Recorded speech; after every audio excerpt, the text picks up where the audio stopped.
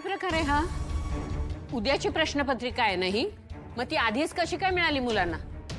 Madam मला खरंच काय माहिती नाही, मला आत्ताच कळलंय. हा पण हा पेपर मुलांच्या हातामध्ये कसा काय गेला हे काय मला कळत नाहीये. हां, पण आम्ही शोध घेण्याचा प्रयत्न मात्र करतोय. ही काय शोध घेत बसण्याची वेळ आहे का?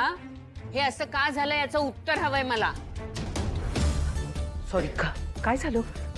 पेपर लीक झाला असं कळलं मला. हो काय? बघू बघू. एक मिनिट. हो, हा उद्याचाच पेपर आहे. पण हे कसं झालं? असं झालंय म्हणूनच मला इथे कॉलेजमध्ये यावं लागलंय. हा विषय जर बाहेर गेला तर काय रेप्युटेशन राहील आपल्या कॉलेजची? ब्लॅकलिस्ट करतील आपल्याला. खरंय, मला खूप आश्चर्य वाटतंय की ही घटना आपल्या कॉलेजमध्ये घडली.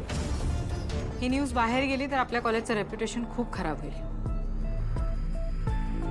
मॅडम आम्ही पेपर हाताळताना व्यवस्थित काळजी घेतलेली होती. मग पेपर लीक झालाच कसा? मॅडम, पेपर आल्याबरोबर ताबडतोब सीलबंद स्ट्रॉंग रूममध्ये ठेवले होते. एंट्री रजिस्टर पण प्रॉपरली मेंटेन केले. सर, स्ट्रॉंग रूमची चावी कोणाकडे असते?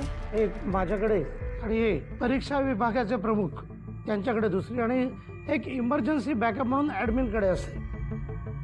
पण मी माझ्या मतावरती ठाम आहे की पेपर कॉलेजमधनं फुटलेला नाही आहे.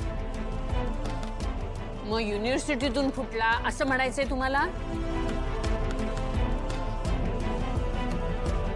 काय कामिनी, तुला काय वाटतं कुणी केलं असेल हे? काय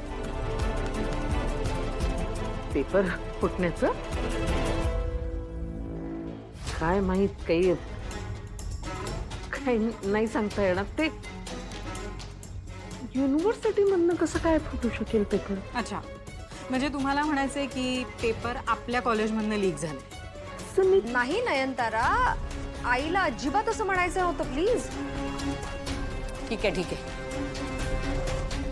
कसा लीक झाला पेपर हे आपण शोधून काढूच, पण ती चर्चा आत्ता नको. आता याच्यावर उपाय काय करायचा ते सांगा. मला वाटतं आपण युनिव्हर्सिटीला इमिडिएटली इन्फॉर्म करायला हवं की आपल्या कॉलेजमध्ये पेपर लीक झाले आणि त्यांना उद्याच्या उद्या नवीन सेट्स इश्यू करायला सांगायला पाहिजे. काय नवीन पेपर लगेच? हेच योग्य ठरेल. मॅडम, मी ताबडतोब मेल ड्राफ्ट करायला घेतो. आणखी जी काही प्रोसिजर असेल ना ती ताबडतोब करा. उद्या कुठल्याही परिस्थितीत नवीन प्रश्नपत्रिका आली पाहिजे. Yes ma'am.